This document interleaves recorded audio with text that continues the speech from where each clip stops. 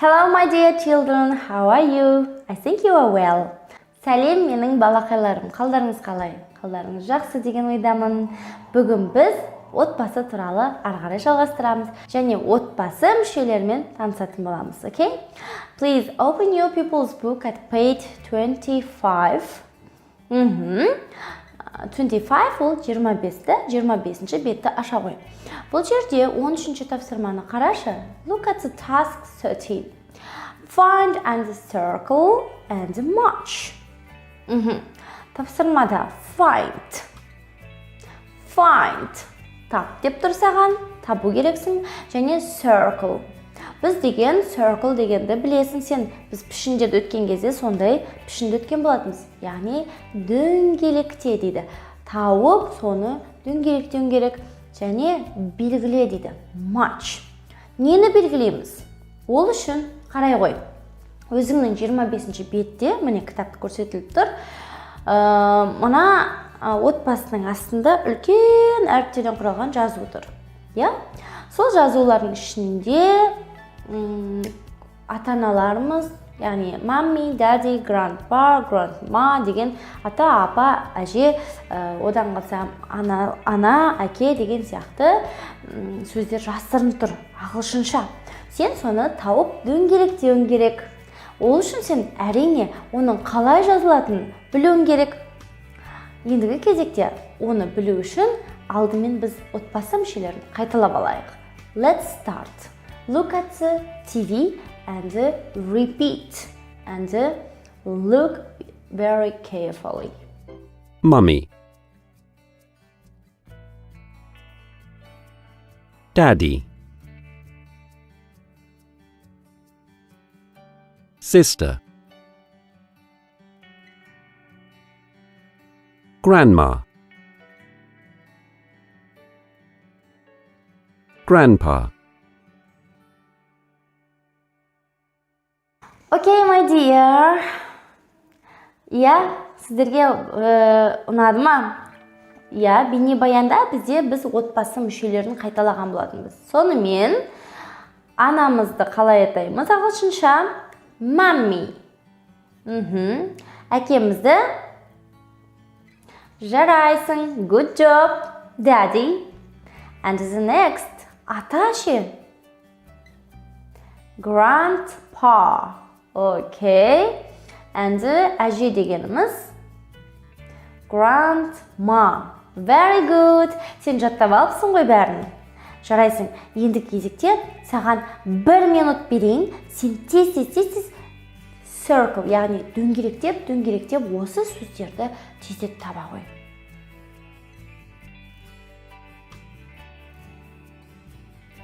Okay. Оңай болды ма? I think it was very easy for you. Yeah? Okay. Look at page 25 task about me, my family деген, My family, менің отбасым. Let's read together with me. Okay?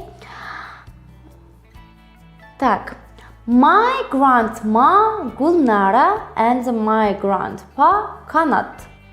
Сен түсініп отырсың. My менің, grandma Gulnara and my grandpa Kanat. The next, second picture. Екінші суретті қара.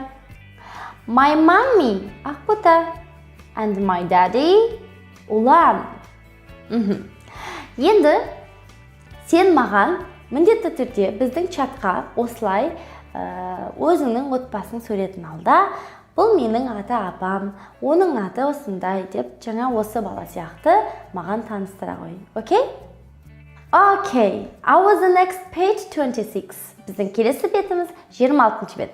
Өзің көріп отқандай бұл жерде екі түрлі отбасы мүшесі берілген. Бұл отбасы мүшелері біреусі британдық отбасы мүшесі, біреу қазақстандық. Кәне, менімен бірге оқиықшы соны.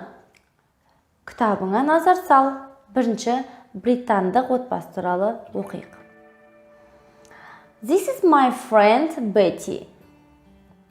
This is her mommy Susan and her daddy Patrick. This is her little brother Troy. Не айтты бұл жерде? Біз екеуміз this is деген сөзді білеміз. Бұл деген сөз, яғни отбасын таныстырған кезде бұл менің мамам, бұл менің әкем, немесе бұл менің інім деп, солай таныстырамыз. Сондықтан да Mommy, Betty and this is my friend Betty деп отыр, өзінің досын таныстырып жатыр. Сонымен қатар анасының аты Сьюзен, әкесінің аты Патрик және кішкентай інісінің аты Трой екенін таныстыруда. Ал енді қазақ отбасына қарайықшы. This is my friend Берик. This is his mommy Dana and his daddy Улан. This is your elder sister Асел. Бұл жерде менің бұл досым Берик дейді, Оның анасының аты Дана, әкесінің аты Улан дейді. Және оның elder sister дегеніміз, жаттап алшы, elder, үлкен әпкесі Асел. Бізде бүгінгі осы біздің тақырыпта мынандай екі жаңа сөз үйренсек болады. Қалғанын барлығын сен білесің. Бұл екі сөз бұл жерде elder and little деген сөзді. Ағылшынша little деген сөзіміз кішкентай деген сөз. Жаттап ал, артынан қайтала. Repeat after me. Little. Кішкентай деген сөз. Ал енді үлкен үйде әпкеміз немесе үлкен ағамыз болса, онда біз оны elder. Есіңде ме? Elder дегенде elder деп жазылып тұр, Ең соңында E мен R әрпі келсе, бізде ә дыбысын береді. Сондықтан да elder емес, elder деп оқып тұрмыз. Elder sister, үлкен әпкем. Elder brother, үлкен ағам. Little brother, кішкентай ағам, кішкентай інім. Little sister, кішкентай сіңілім. Окей, сен жаттап алдың. Және енді өз отбасыңда, егерде сенде үлкен ағаң, кішкентай інің немесе сіңілің болатын болса, сен енді соны ағылшынша еш мүлтікпестен айта алатын боласың. Okay, my friend. Достым. Екеуміз доспыз. Әрине, ендігі біздің кезекте саған тапсырма бердім келіп тұр. Тек қана мен ғана үйрете бермей, сен де менен алған біліміңді осы кітаптың бетіне түсінгенің бойынша түсіруің керек, жазуың керек, оқуың керек деген сияқты. Сол үшін назарыңды кітабыңның 27-ші бетіне аудара қой. Look at page 27.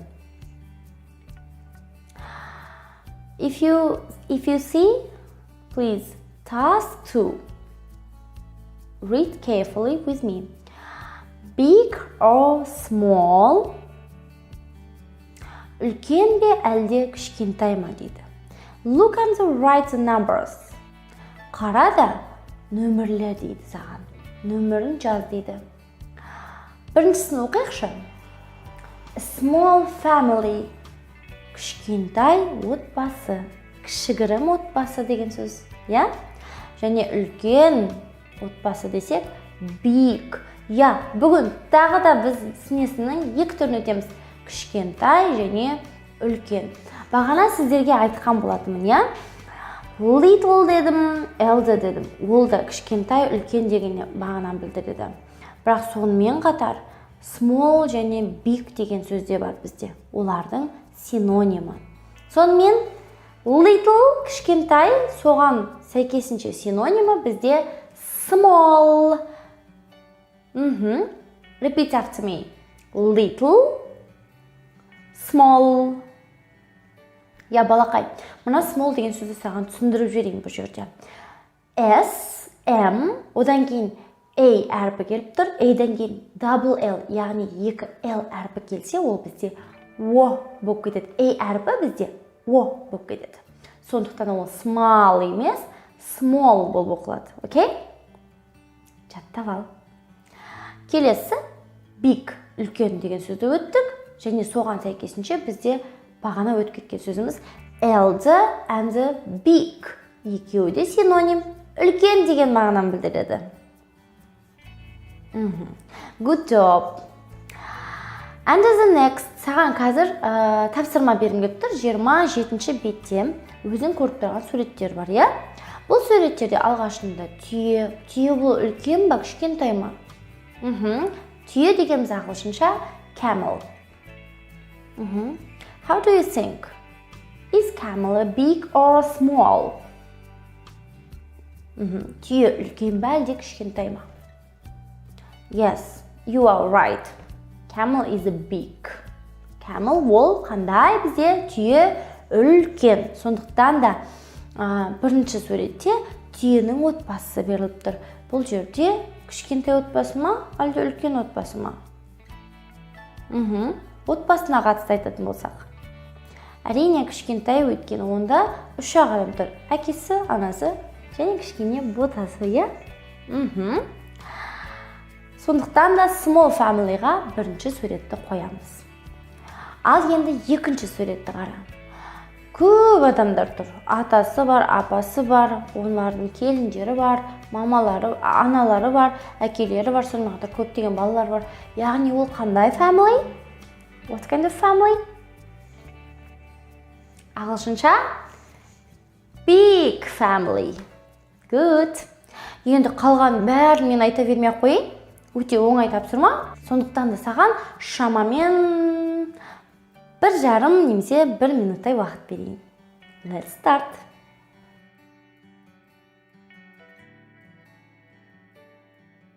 Okay, my best pupils. Ендігі кезек бізде үй тапсырмасына келді, я? Let's see our home task. Please open your activity book at page 14 and let's read together and translate. Аштың ба? Тез ашамыз. Кітабыңның, яғни activity кітабың, activity book'ты ашамыз 14-ші бет. Ол жерде бізде ұлан тұр. Я, дәл осы бетті аша ғой. Кеттік онда, менімен бірге оқимыз. Hello, my name is Ulan and this is my family. Сәлем, менің атым Ulan және бұл менің отбасым. My mommy's name is Asil and my daddy's name is Айдар. Я, менің анамның аты Асел және менің әкемнің аты Айдар. Can you see my little brother Kanat and my sister Dana?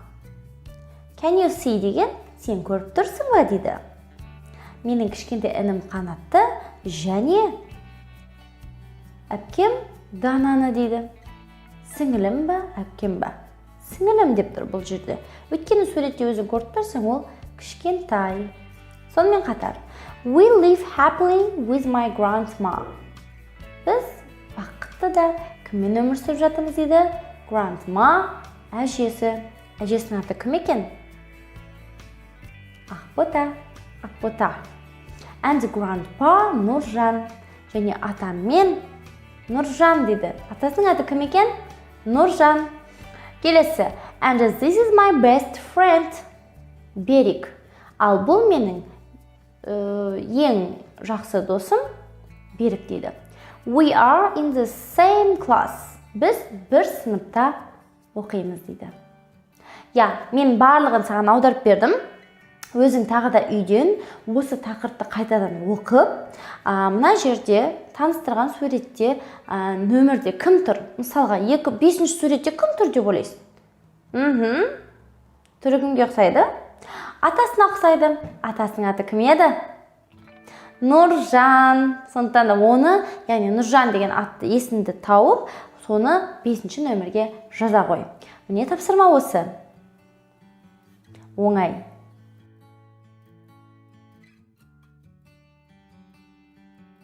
Okay, my dear, today's our lesson was very easy for you, I think. And I hope I will see you the next lesson. See you the next time. Goodbye.